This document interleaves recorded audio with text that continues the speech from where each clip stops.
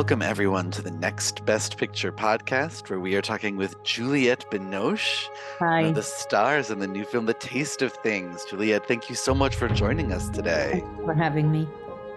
Um, you've worked throughout your career with a wide variety of filmmakers on a wide variety of projects. What attracted you to this one? Well, Hung, the director of this new film I did, I wanted to work with him for a long time. He's originally from Vietnam and he moved to France when he was a young boy. And we talked about doing a film together because I had seen his films and I liked his way of filming and his very kind of a subtle way to say things. And so we met the first time when I was doing another film with a Taiwanese director called Hao Xiaoxian. And we said to each other, okay, one day we'll find the right piece to do together. And this piece arrived. And so I read the script.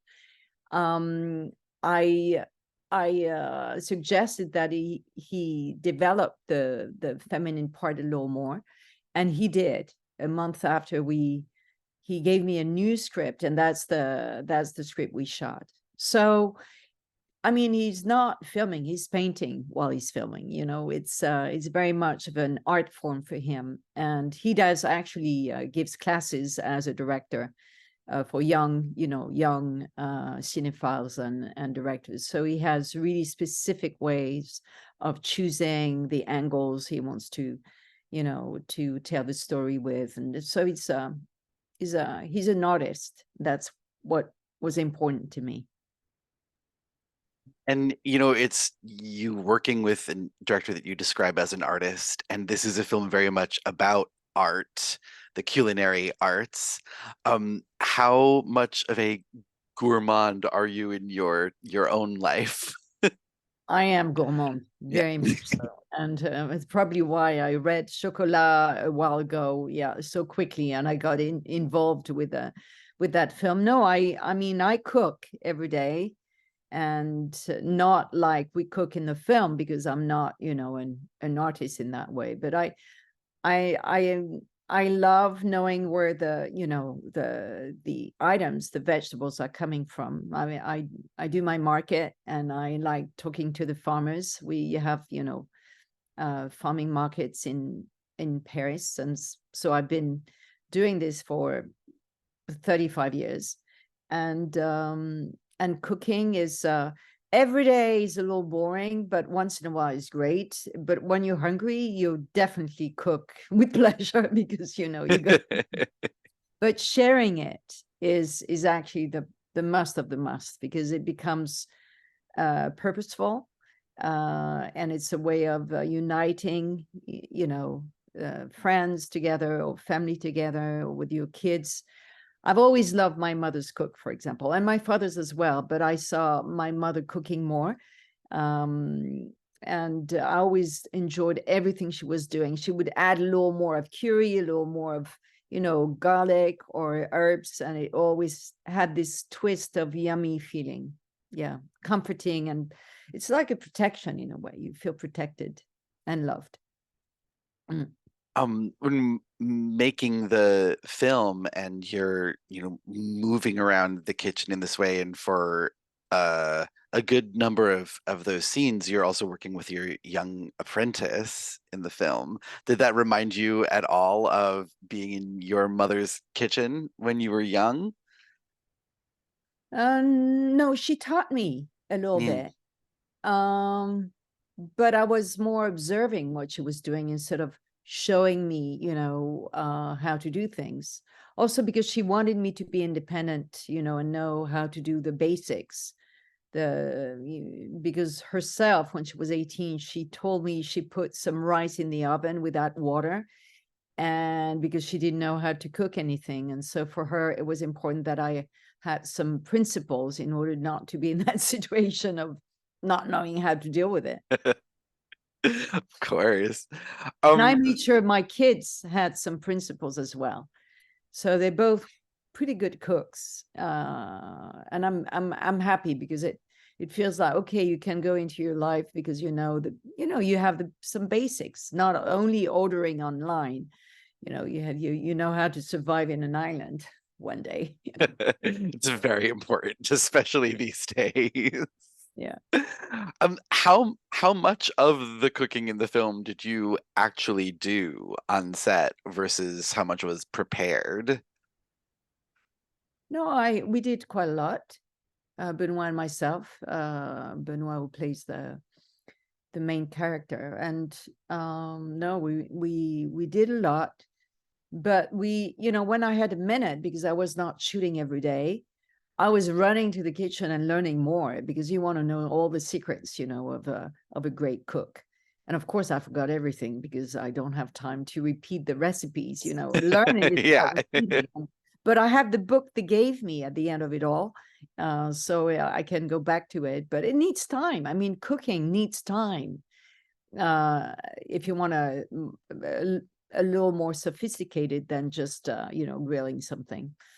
Yeah. Indeed, and the recipes, the things that you're cooking in this film, it takes you really back to a time when, they had all day to cook and you had lots of time to prepare these meals that were just incredible feats of, gastronomy, and that we don't seem to cook that way these days. Yeah, it shows another kind of rhythm of living, this film, and which is really nice, because you wonder, why can I have this time to look at the sky, and Yeah. have the time to live and enjoy, seasons, and enjoy nature. And because being in different space and pace, you're living the inside of yourself in a different way, and the film shows that. And so it makes you think about your own life. But there were busy people, I think, but they're cooks. He is making recipes. They're in the world of cooking, in the world of that game. At the time, I'm not sure, the farmers were really, really busy, being outside, and there were the animals to take care of, and you didn't have those, pesticides and insecticides, and so you had to kneel down and do the job. And I think it's better because I think, all the chemicals, the industrial, crops and all, it's not great for health. And you lose track of taste and smell. And I think also the quality of the films is to show you that, going back, or not losing track of what the planet gives you naturally, even though it requires more work in a way on the field, but it's healthier and it tastes better. It has that sense, this film, a sort of idyllic kind of life. But I mean, I think also the film provokes you, because it's all about enchanting life, and it doesn't talk too much about the poor people. So I think there's a provocation behind it, and that's what I like about it, because it's not explained, it's not said, but it's implied. Makes you Yeah, think. right. There are people who have hit a certain level of life where they are able to not relax exactly, but they have the privilege of being able to focus on the thing that gives them the most pleasure, which is cooking and eating. Well, at the same time, you can't forget that she is working from Mhm. morning Yes. to evening, and she's exhausted. And, because it requires, as any kind of arts or profession, it requires work and hours. So it's not like, it's only pleasure. It's a lot of giving. But my character knows where she excels and give the best Yeah. she can until the end. We're not revealing the end of the film. No, no, no. But so, you know, all of the materials that you use for cooking in the film, the pots and pans and the utensils and the appliances, they all look period appropriate. Oh yeah, Yeah, very and nice. yeah, what was it like cooking on and with these materials as opposed to, the things in your kitchen, what we're more used to these days? I have to say that in my own kitchen, I have both because I Huh? always liked it. Mm, If I have the real items of before, because they're maybe because the material feels more, you know, genuine somehow. Um, so it didn't feel like totally alien kind of items. It felt like, oh, this is home. You know, was a homey feeling. And at the end of the film, they were selling all the items. So a lot of the crew, you know, because it feels when you have a real nice platter of um, made of earth, you know, that's been used for ages, it has a special feeling. But definitely, this film was historically very, you know, on the money, right on the money, and the researches have been done carefully by the director with an historian person, and also the cook Pierre Gagnère, who's the chef who really, you know, chose the meals and the everything. It was very specific to the period of time, because at the time in France there was, I mean, mainly two main big chefs. It was Antonin Carême, and there was Escoffier. Both of them were really like giving a sort of philosophy and what wine goes with what meal and how to cook things and the sauces. The French cuisine really came with them. Mm, mm. yeah. Um, they when making this film and working with all the cooking and these older utensils and stuff, did your mind ever flash back to chocolat and the work you did making those beautiful confections? Well, no, I didn't think of it really. Mm. Mm. But I'm thinking of it now because I'm in America and talking about the film, and I think it had a big impact here. So I suddenly, you know, realize that I'm realizing how, you know, how much of a gourmet I am. I'm gourmand, we say in French, you know, Yeah. when you're hungry all the time. Um, no, but I suppose that there's something about, you know, the French culture that is related to food. We're known for our foods and style and painting and literature, maybe, but it's part of what we bring to the world. I mean, there are other cultures definitely that have, you know, immense knowledge and uh, and you know, but it's, yeah, bringing back to America this quality in a way, yeah. But I mean, the film is about love as well. I mean, you know, of course, there's food and there's cooking, and especially the first shot, you know, is quite long, you know, cooking way of showing, you know, it shows the in the length of, you know, of it, or it makes you feel that it's the right length, the real length. But the love is really what is the the the weight of the film, the Mm. challenge of the film, because it's the cooking place is where it puts them together, the Dodin and my character, the uh, and Eugenie, and because that's where they meet, that's where they become creative together, they complete each other, and yet because she's, you know, she's gonna go away, it suddenly concentrates the need of love even more, and her way of giving herself into her craft and into the love of her life, really. And without, you know, because she is not from that high society, um she is, you know, she sleeps in the attic, She doesn't sleep, even though she has a, you know, a love story with a maestro, the master of the house. She keeps her own independence, and that's interesting. That, you know, more than a century ago, you could see that firm need of, I'm staying where I am. I'm not trying to race to another part of, you know, the society, but yet I'm being independent because that's the way I want my freedom. And I find it quite interesting, you know, nowadays that, you know, this subject matter is still very alive and needed.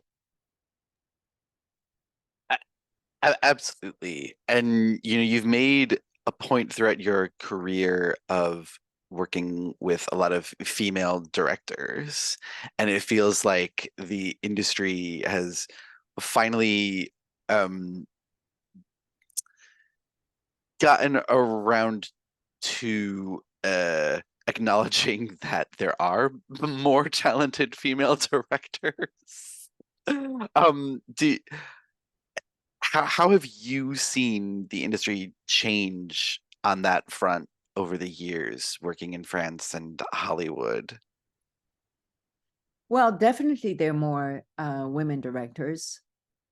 But, you know, when I choose a script, I'm not thinking that way. I'm thinking of the quality of the story and the director's skills and the connection I have with the director. You know, the way we hear each other, listen to each other, the way we,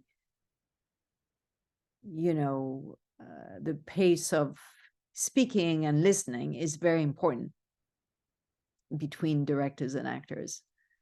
So, and there's a sense, the intuition of understanding that's where you want to go, that you want to take the risk of spending, you know, those months together and opening your heart, because it's about that. It's that you're opening your soul and heart. And so you need to be not always guided, but being taken care of, you know, and the trust that it needs between this kind of couple, because you have an idea. A film is an idea, and then you have to incarnate it. Very much of what's happening in the film, you have the cook who has the Yeah, vision, the idea, and I'm the one making it real because I know how to transform this idea into a reality. yeah. And actors, that's what we do with directors. So if I feel that the idea that is put down on a script, you know, is written in a script, so how is it coming? How is it going to come through me is a mystery often, and it's going to be revealed while we're shooting. But I have to, of course, work in advance. Sometimes not, because I think that there's some films that you have to jump into it without prep because it brings something more dangerous in a way. But some other films you really need to prep. And Well, I'm interested, you know, what was the prep like for this film? How much time did you have? Because obviously you're creating these incredible meals that you have to know I'm assuming a lot of little details of how they were, how you have to prepare them, and learning these techniques that you would never use in your own kitchen. yeah, we didn't have a lot of time to prepare. We had actually a day of rehearsal, Only a day? only a day. Oh my But gosh. I knew Benoit was a good cook, and I'm cooking quite fast, so it's easy for me.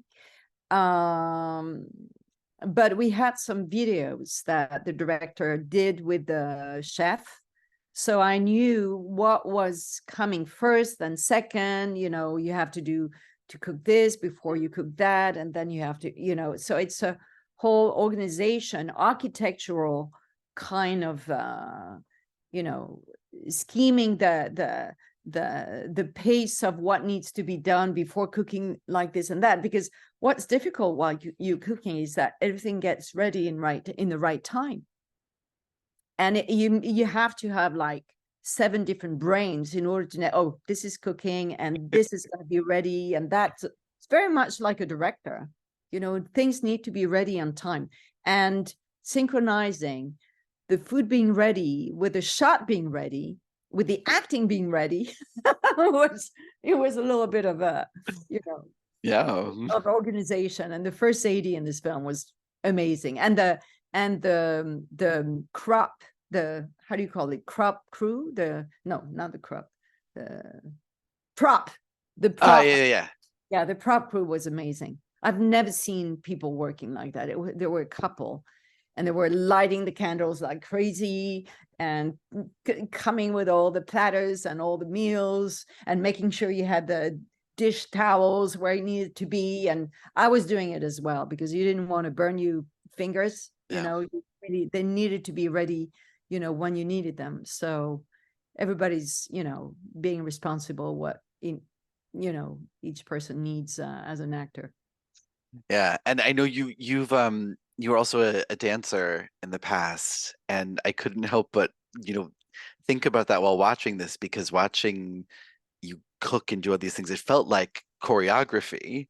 It felt Mhm. like you were doing a dance as you were making these food, these meals. Yeah, at the same time, it Yeah. needed to be natural and not Mm, trying too hard, because that's yeah. a everyday basic life kind of thing.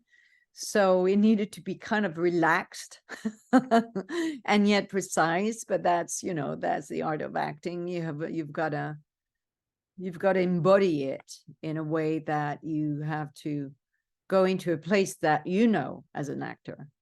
Because if you pretend, it shows. You cannot pretend. It's all about faith, and faith is really believing you're in it, and you believe it so much that you are in it. It's the kind of this, bridge you've got to create in between who you are in your real life and being an actor, which is the truth of what you're telling, what you're saying, what you're feeling, and what you're doing. Yeah. And the you talked that the truth of everything that you're saying and doing, the how did you and Benoit Magimel work on creating the relationship that you have in this film? It's a very sort of singular relationship, like you were talking about earlier, with their connection, but the acknowledgement of, especially on Eugenie's part, that she has her place over here and she doesn't really want to mix this up, but yet they're so drawn to each other and their chemistry is so hot. Yeah. Well, I was very eager to work with Benoit, because we had done a film like 25 years before and hadn't been working together since then. So I was really eager to work with him. And at the same time, a little nervous, because we had a relationship in the past and we have a daughter together, and it was a love story we were telling. And Yeah. I didn't want to feel uncomfortable, and I was worried he was going to feel uncomfortable.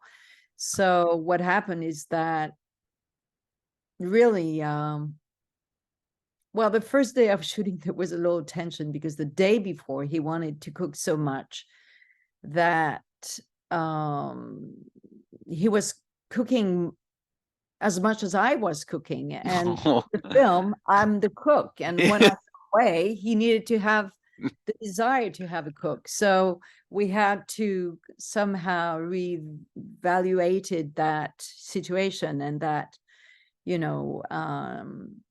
kind of, I had to cook more than he did, and he didn't like that. So I thought, oh my God, it's going to be difficult. I said, but the time's going to come. You'll be able to cook at a certain point, and then you can cook all by yourself. You won't have me around. And so it was a little bit of tension. But then after that, the first day of shooting, after that, we passed that. We hugged each other. We ate some eggs together. And that went from that on. It was great.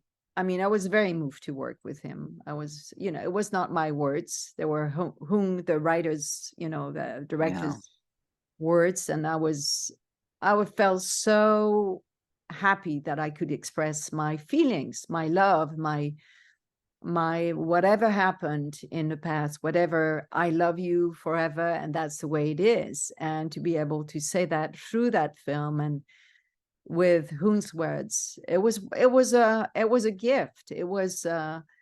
it felt like a reconciliation time for me. And I think it's, you know, art should be tools in order to communicate with others. And when there's unsaid things or heavy things or weight things, you know, that is in the corner of your heart or mind or whatever, you know, it's wonderful to be able to transform that and make a transition. And art is a wonderful medium in order to say without saying it directly, because sometimes being too direct creates even more, you know, problems. So just to express it without having the weight of saying, it was a way to say I love you, and I think he got the message. And I got the message from him that he loved me too, especially in Cannes Festival, because there was a screening. And during the screening, at a certain point, I'm going to say it, never mind, I die. And, and just after I died, he started crying so badly. Oh. And I saw him cry. And so I was looking at the screening, and I couldn't, you know, I was so blown away that he was crying, and say, well, he cares for me, so it means. And so I gave him shit afterwards. You see, It's beautiful. Um, you know, we were talking earlier about you know, kind of you sort of work throughout some parts of the film with, you know, the young apprentice. Do you ever look at working with younger actors newer to the profession on films as almost a kind of like you have this opportunity to teach them and sort of guide them in a way, or do you just focus on let's do the work on this film? yes, I think as a young actor, it's easier when the young actor is asking directly, you know, a specific question about, you know, something about acting. And I'm very happy to share that, because it's it's such a passion in my life, you know, acting. So it's a wonderful way to communicate and be close to someone.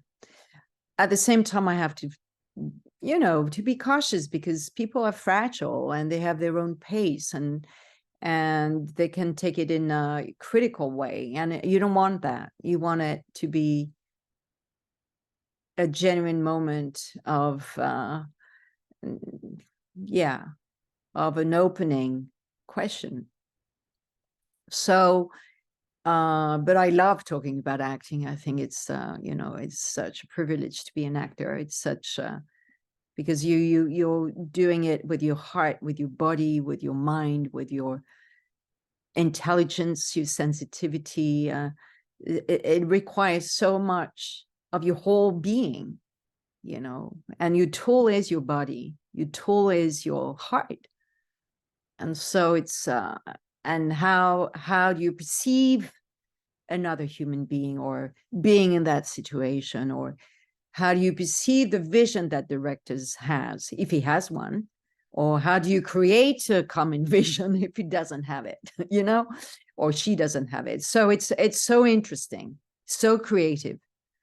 But I think you're learning also just in observing, or the way you can play with someone, the way you can act with someone, you learn a lot.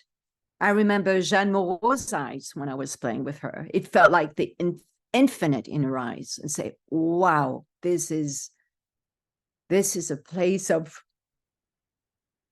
no limits. It's beautiful. Yeah, that's how you learn it, because Yeah. you can't learn that. You have to experience. It's just in the experience of it that you can say, oh, so the perception I had just opened a door in me. And that's why I love working with Susan Batson. You know, she's an American coach who lives in New York. And I've worked on different, you know, films and plays with her. Not all of them, but a lot when I found it difficult. You know, I felt like, oh, this is so difficult. I'm gonna, work with Susan also because I love spending time with her. She's a friend, and I feel like we're on the same page. We feel very soulmates, somehow when we work together. It's a wonderful way to share, because with directors, the thing is, you don't have time. You have to be so efficient on the moment. So sometimes you don't have time. You don't have the time to know each other. With a coach, you have time. You take the time because they're scouting here and there or choosing this and that. With a coach, you really you can explore other possibilities, other questions. And so anyway, so I learned a lot with her. She was surprised when I studied with her. She said, "Why do you need me? You don't need me." I said, "Well, I want to know whether I need you. I don't know. I want to find out." Yeah. And giving a technique is quite of a present. Yeah. Because you do things with intuition, you do things, you feel them. And I've done that many, many years. It's just when you have a technique that it's helping to go back and forth, back and forth, back and forth.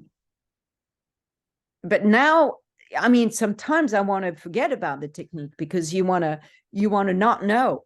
Yeah. And it's freeing not knowing. I love it. There's something magic about that. Yeah. Because I remember there was actually we did 3 weeks of work with Susan, and I said to Susan, I don't feel this is the right path for me for that part. And she was certain it was the right path. So anyway, she left, and I studied the shooting, accepting that I didn't know the path. It was frightening. Oh my God. I can imagine. So frightening. And yet it was the path of not knowing.